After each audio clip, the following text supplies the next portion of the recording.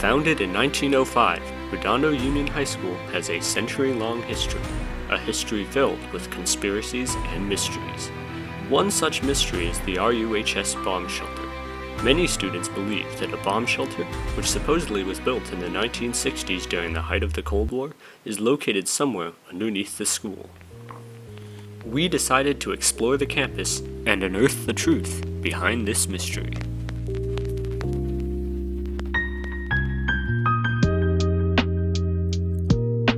The R, located in the center of the field, is big enough for a bomb shelter to be concealed underneath, and with a view from above, it looks like it's hiding something. Due to the R's suspicious demeanor, we decided to investigate this theory. After further research into the history of the Seahawk Bowl, we discovered that it was created as an expansion to the school in the 1920s. The school used to only consist of the Lincoln Building, a large building that would have been located where the parking lot of the auditorium is now. But over the past few decades, RUHS expanded up the hill.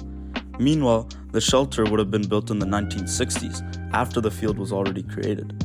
Unless the whole field was dug up and replaced for the construction project, which would have been a major undertaking, the bomb shelter cannot be located under Seahawk Bowl.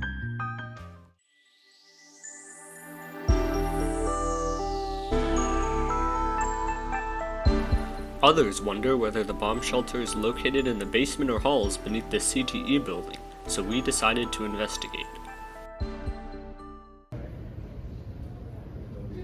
They say it's in the basement, so let's head down there to search. The plain yellow walls and white lighting are reminiscent of some forgotten back room, perfect for concealing a bomb shelter. But we found nothing. In reality, according to our research, the CTE building was made in the 1930s. That means the shelter probably wasn't built into the building. Furthermore, teachers, janitors, and other staff regularly use the doors and rooms in the building, and no one has seen anything suspicious yet. So we moved on to the next theory.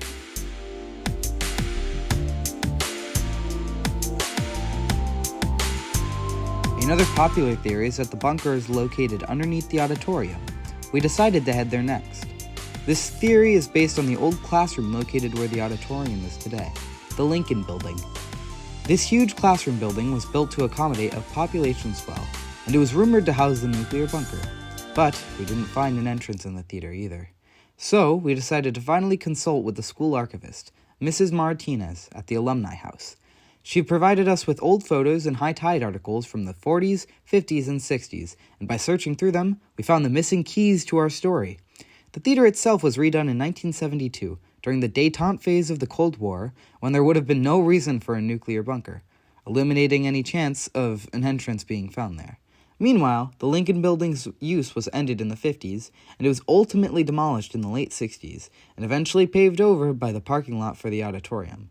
So the possibility of a nuclear bunker is gone with the building.